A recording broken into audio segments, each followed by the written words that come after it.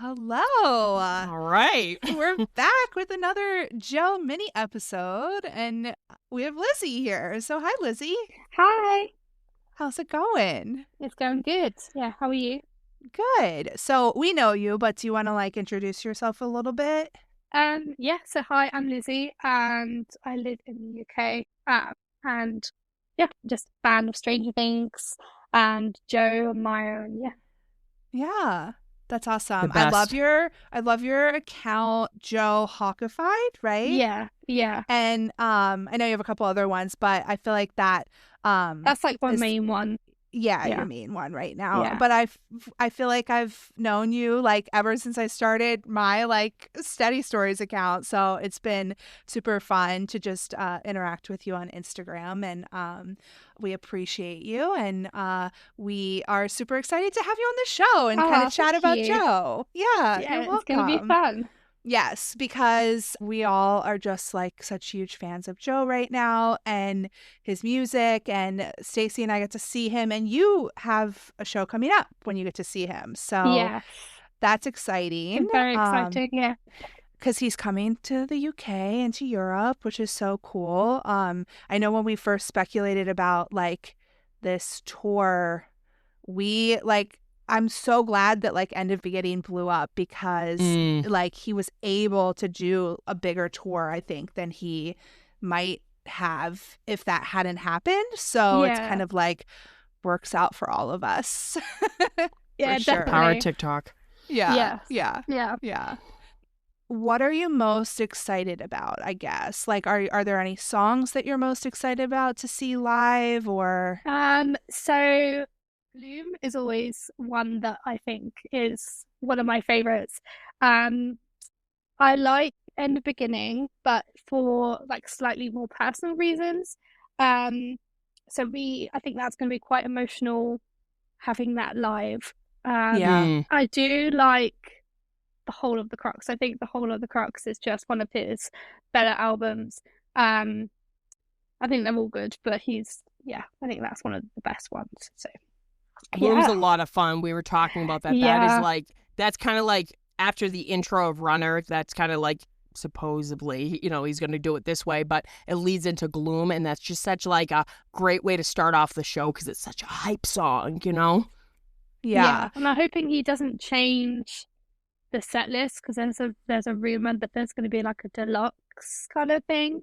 So I'm hoping he doesn't change the set list, but we'll see. I'm happy either way. I mean, if you guys got an unreleased song though, Could that you would imagine? be pretty epic. Oh, that would be epic. I mean, it's that's how we felt after seeing the festival shows in Australia and stuff, because he actually played more of Decide at those shows because the Crux wasn't out yet. Yeah. So it was cool that they got to see those songs that we didn't get to see necessarily all of them. But now that the Crux is out, he's playing the majority of the Crux. I do wonder if, I know at the last couple soundtracks on this tour, he was working on Golden Line into the Crux, that transition, and he hasn't played Golden Line live yet. So I'm wondering if you guys might get that. But also it's you don't want him to cut anything that he's playing right now either. I remember I was sweating bullets about Figure You Out. I was like, he's not going to have any room. And luckily that worked out. But at the same token, the show's only so long. So I keep going, come on, Gasoline, even though for probably copyright issues, that's not going to happen. But at the same token, maybe he will preview something. But I he's I think found his groove. But I think this is his first time performing in the UK. So get ready. Now, do you have general admission, VIP? What do you have? So, my first one is general admission, and I think I've got seats, which is quite nice. I'm on the balcony. Yeah. And then, yep.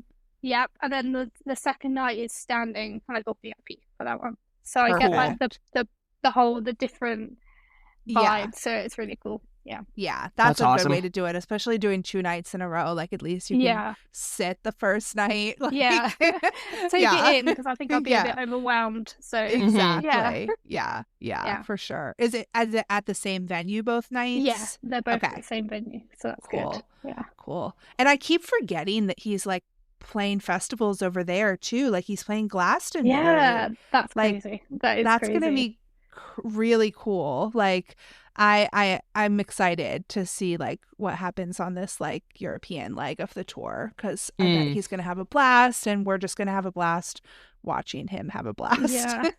It shows how popular he is over here as well, because he's like sold out on the majority of all the dates. So he does have a really big fan base over here, and I think that is definitely due to Stranger Things. Obviously our TikTok as well now. So yeah, he's building it's that worldwide. It's huge. Like I was telling Megan, it wasn't until Denver, seeing how packed the venue was. Like I knew his music was popular, but seeing that he sold out like a venue that holds 3,000 people, I was like, this is huge. Like this is incredible. And just think of when he like, obviously he didn't really get to tour Decide, so like he played a few really small underground venues and stuff that would maybe hold like 200 people. Now he's performing worldwide, and he's in the UK. So like just watch his face. Like he loves seeing people sing along to his music, and he gets such a kick out of it. So like I just can't wait to see like how he behaves on stage. He's probably gonna have a blast. Yeah. And I think that definitely shows he's enjoying himself. That's what he loves to do, and I think that's really important when you're especially making music and touring. It doesn't feel like work. It's more, here I am with my friends and I'm having a good time. So yeah, and he's so appreciative of like fans and everybody that supported him, like from even just Stranger Things fans, but also like I think now that he realizes he has fans that like truly appreciate his music, like that's like mind-blowing to him. So to go like to all of these other countries and also have this experience, I think is going to be like really cool to watch for him. Good old Joe. Yeah, we're super excited for you. This is actually making me like even more excited for like this European leg of the tour. So because I mean, selfishly, I've been like, oh, I don't get to see him again until September, but like, no, we're gonna get to see him like enjoy this time with all of you guys. So that's going to be awesome. Yeah, it's going to be good. Well, you picked really good songs for us to talk about today. We are so excited. So do you want to get started with talking about Slither? Yeah, that sounds good. What a tune. Yeah. Okay, so this is from the album Decide, and it's the last song on the album. And I mean, we listened to the first half, and it's like, all I can really say is just that build. Like, I feel like that's my big takeaway from this first part of the song. Like, when it first starts, it's quite soft, and then it gets more and more like menacing, and it's like a build up. And he's talking about it building up and building up, so that's referenced within the music and within the lyrics. So I think that's quite poignant for him growing into fame, if that makes sense. Yeah. So that's what I got from that. Yeah, I mean, it's definitely, the whole album is kind of like seems like it's about like transition and making decisions and deciding and changing. And this is very repetitive. Like a lot of the lyrics like are, I mean, it's growing larger. I'm pushing harder. I'm acting sooner. I'm building to it. Like we get like, it's moving faster. I'm coming closer. It's almost like life. And we know he's such a workaholic, like that drive probably with the more like success he got and the like bandwidth that he got for his career. Maybe it was like more of a drive to keep going and keep working. And I find this really interesting because this is one of the few Decide songs we haven't heard on the tour. I don't know. I mean, I would love to hear it, but I don't know how it would be performed really. Yeah. But I really like the sound of his voice in this one. Yeah, I think so too. Yeah.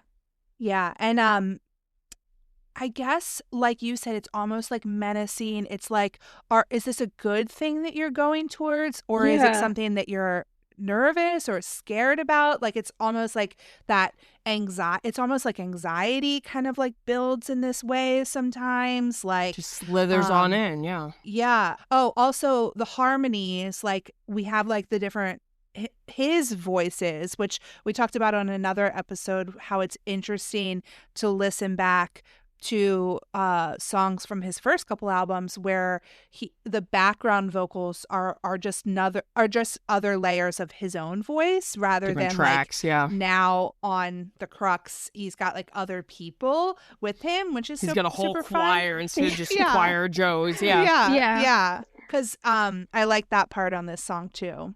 I think that also could reference when you're talking about he's got a whole group of people with him. I think that references the fact that obviously he recorded Decide. Correct me if I'm wrong, but I think he recorded Decide in like a small, in his like studio or something. Yeah. And then he did the Crux in, is it called Electric Lady? Mm-hmm. Yeah. So it's like that's where like Taylor Swift and like all these big names, they all record there. So it's kind of like a shift almost. So he's got this like whole group and this whole like community around him for the Crux, whereas it's different for the Decide album. Yeah, Decide almost seemed like kind of like, because I love that he always jokes and he's like, I did 2020 and Decide like basically my bedroom, you know? Like I was just using my little like equipment that I had, my little setup and stuff. And I think he recorded a lot of this during the pandemic, probably as like something to keep him occupied.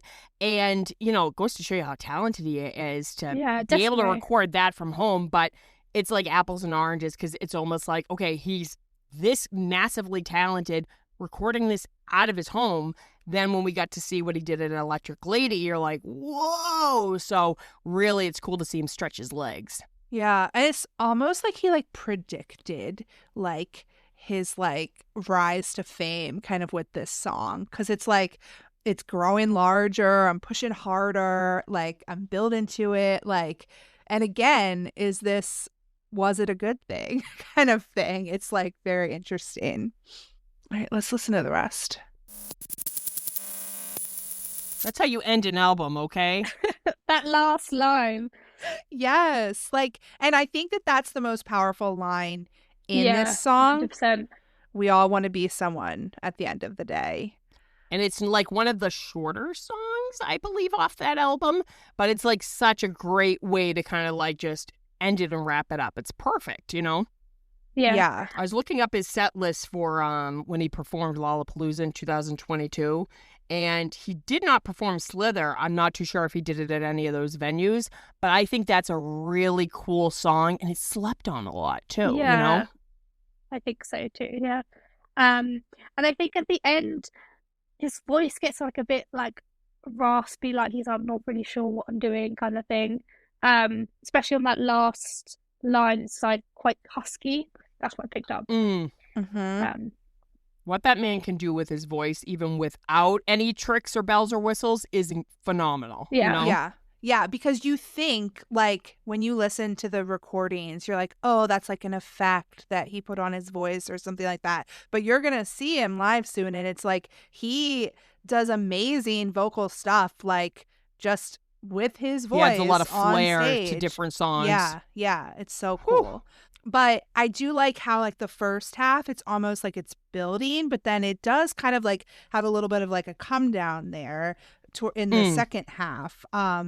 Like, because we've got that, I think I got it, and makes a nice impression, then it slithers away. And then we kind of repeat the whole beginning part again, but it's not as, like, building this like a time. cycle? Yeah, it like cycles over again, but it's kind of like more consistent rather, or like coming down off of that like climax almost, like, so it's kind of a cool just vibe of the song in general, coming down from the high of like success or like, you know, whatever's going on in his life at the time. Yeah.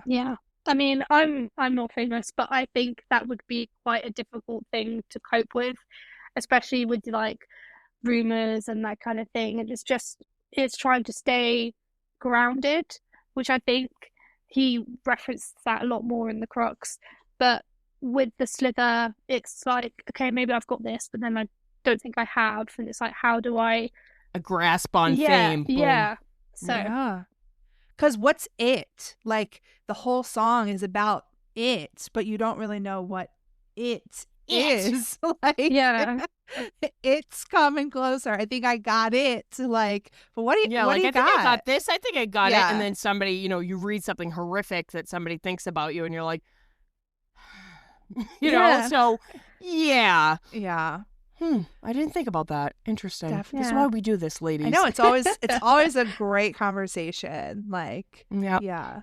And I guess you could speculate about what it meant to him, because obviously it meant something and that's why he wrote this song. But like, also it's kind of very interesting just like how you can interpret this for yourself, because exactly a lot of those kind of same things we sort of deal with on like a smaller scale in life, like oh, like I think I've got it, I know what I'm doing with my life, and then you're out of paper towels and your whole day's thrown out, you know. Exactly. But I have to say, like, Decide, I always say this, like, The Crux was his masterpiece, but Decide is near and dear to my heart because that's how I discovered his music. And I'm more of that style, that kind of synth wave, kind of 80s stuff. And I love that it's so, only this would happen to Joe Keery, almost like an anti-social media album. Yeah. Social media made it like blow up and gave him the exposure that let this tour be responsible, you know? So I just think that always an album needs to have a really good opening and a really good ending, and I think he nailed it. Yeah, definitely. 100%. Absolutely. Yeah. All right, so I'm so excited to talk about the next song. Let's take a visit to a certain garden. Yeah, let's do it. Okay, so what's this song that we're talking about, Lizzie? Charlie's Garden from The Crux. Such a happy song. I love that you picked this song because we know what a Charlie Heaton fan you are. And yeah, I love Charlie, I just really love their friendship. And this is just a song you can't be unhappy listening to, you know? Yeah. Yeah. It's so fun. So this was the first song that I listened to on when The Crux was released. I think I listened to it at like 5 o'clock in the morning because I couldn't wait until the morning. And obviously I hadn't, because I think he went to the listening parties, and my friend Scout, he went to one and he didn't tell me anything about them because I was like, what happens? And he was like, no, I'm going to tell you, you need to wait. Love that.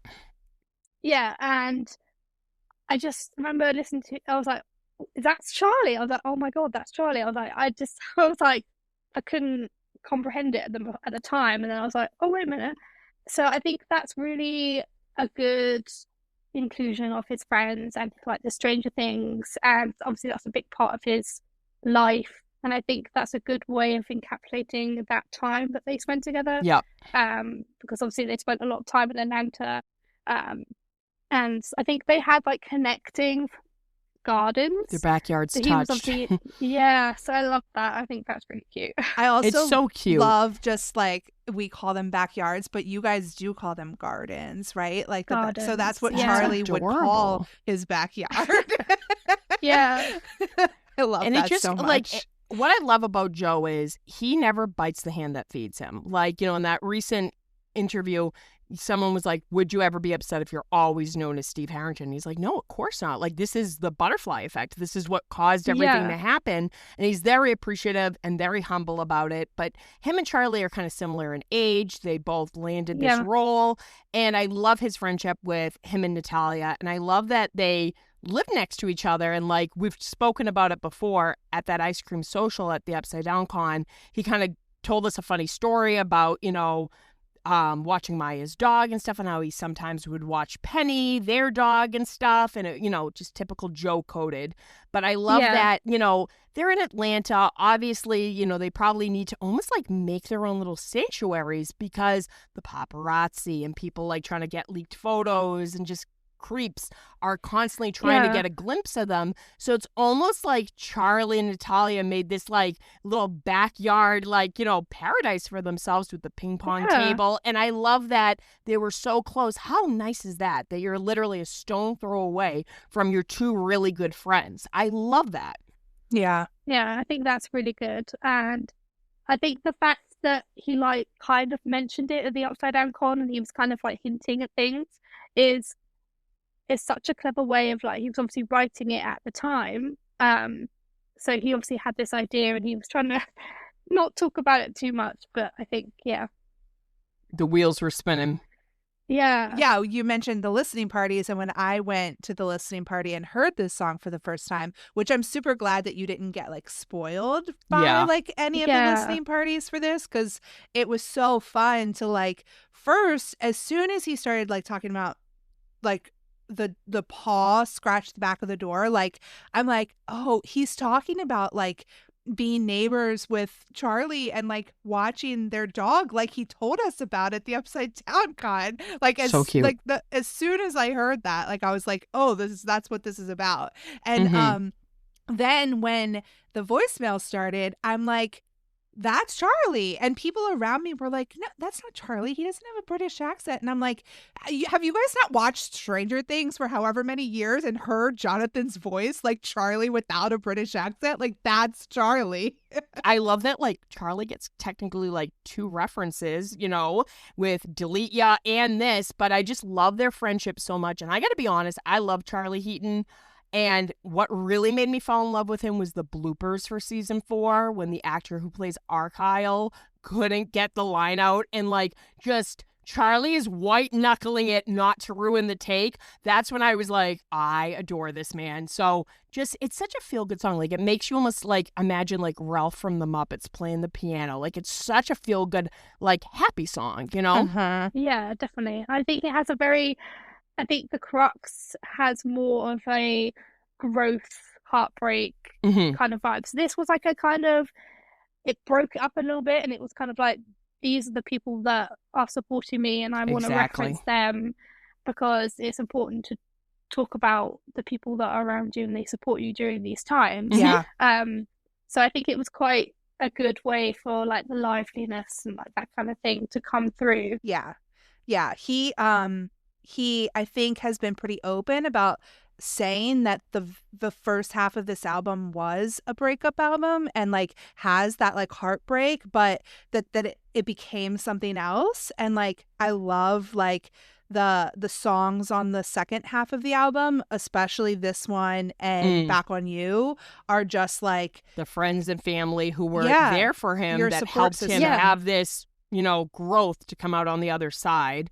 And, you know, I like that he paid tribute to such a big part of his life because I can just imagine it now. And I love that somebody asked, like, what is the fat shank? What's the line? Fat back shank of the day. And he was like, oh, it's something my grandfather used to say, much like in that interview where he's going through his bag and he's like, oh, they're in the bottle, meaning they're wearing too much cologne or perfume. And I'm somebody who like says a lot of things like my grandparents used to say, like you're making a mountain out of a molehill. So I just love that he like makes these little references that like he would probably only get, but it's just such a fun kind of lyric, you know? And I think when he was writing the Crux, I think it's come from a very personal place. So having those little things that he only can pick up on, I think is very important in terms of he wrote it for himself first and then he gave it to the world to listen to and like analyze and that kind of thing. So I think having those included in there is important for him, I think. Yeah. I love I think a lot of people kind of agree that this is very like Beatles, like sounds like especially like Octopus Garden. Octopus's Garden, and just the whole like Yellow Submarine like style, like, and it's just like some of the lyrics don't really make sense, like it's like and that's just kind of like the vibe, like it's silly in a way, like, and I love you mentioned the fat back shake of the day, but also like take a cup, drink it the sleepy away, like showing just his imagine tea. him like probably like holding his tea, like that's always the best part of the morning. But I love the audience's reaction from the shows I've gone to and then seeing footage. Like he has the biggest smile on his face and the crowd goes nuts, especially when Charlie's part is played. I think that's really cool that he still plays that part because come on, that's the best part of the song.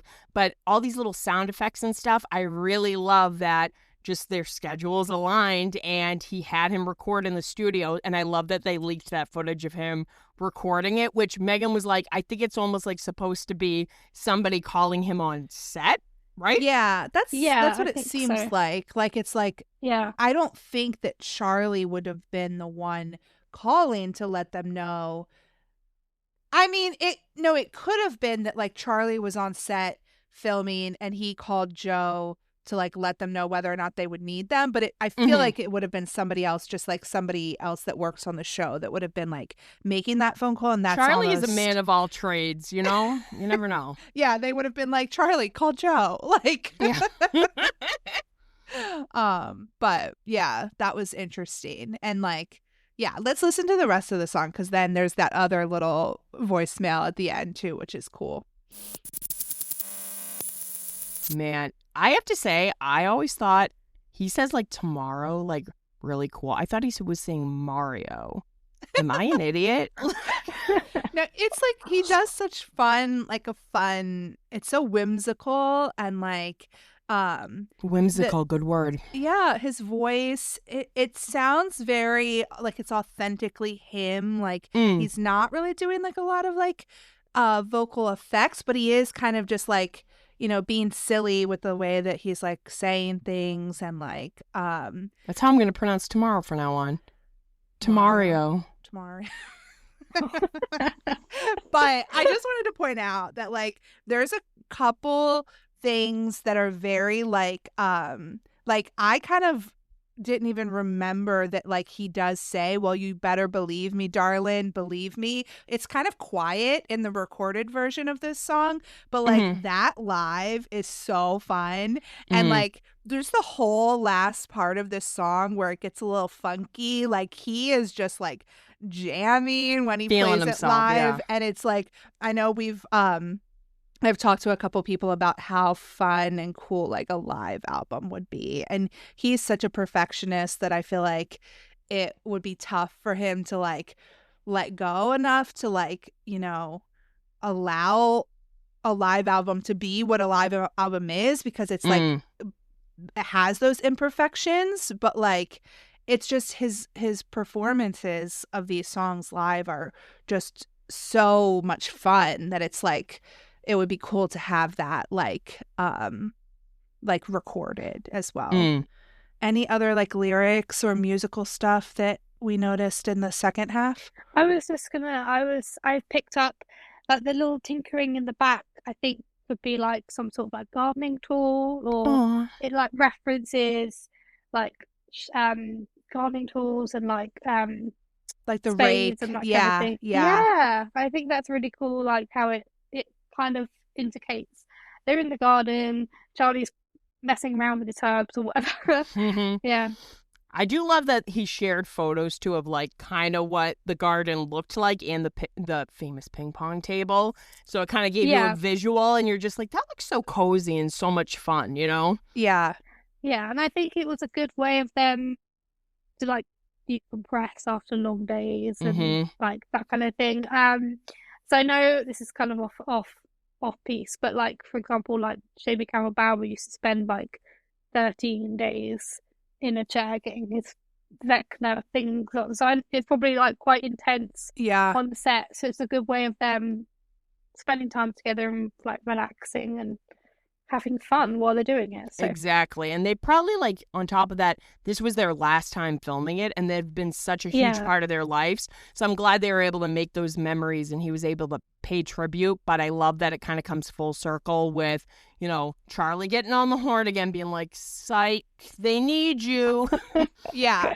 And I think that that's like a lot of the lyrics. It's kind of like that's sort of the balance that he's trying to find between like work, and then also letting himself have that time to release himself, to like let go and kind of relax a little bit. Like, that's kind of my read on like the lyrics and what they kind of mean, because they're not super straightforward. I love that you were like, what instrument is that? We're not music people. I just imagined him with an accordion. It definitely wasn't an accordion, but I'm just like, it just seems like something like you can see him jamming out in the garden with an accordion as poor Charlie's trying to probably like, you know, do his weeding, you know, so he's like, come on, Joe. So much fun. I do love that. I'm pretty sure that he said that in Charlie's backyard somewhere there was a piano, and that's where he wrote this song. Like he wrote this song like in Charlie's garden.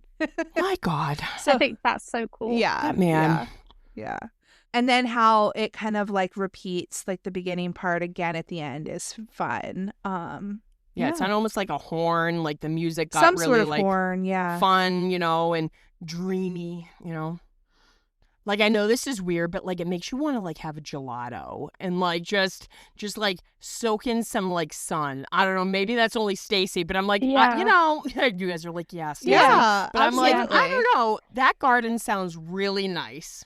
It does. It's a very summer song. Yes. Yeah. Yeah. Yeah. This whole album I feel like is going to be so much fun to listen to all summer. Like Oh, it's got great like summer vibes. Especially like the upbeat songs, which is most of them, but yeah. Yeah, well this was so fun. Yeah. a blast. It was. Thank you. You're welcome. Thanks for joining us to chat about these songs. I think that was a really fun, like, I always kind of like to see sort of the connections between the two songs that we picked too. And it's like almost like he was kind of anxious and like that fame and that building in Slither is a very direct contrast to like this song and just like letting himself relax, letting himself be silly, Yeah. enjoying time with his friends. Like, Yeah. so it's kind of a cool way to kind of like think about those two songs together. So Good picks. yeah. Yeah, thank you. You're welcome. Well, we are so excited for you to get to see Joe in a few Yeah. days, really. So So enjoy it. Thank And you. I'm sure we'll talk to you soon. And thanks for joining Yeah. us. Thank you for having me. You're welcome. All right. Peace.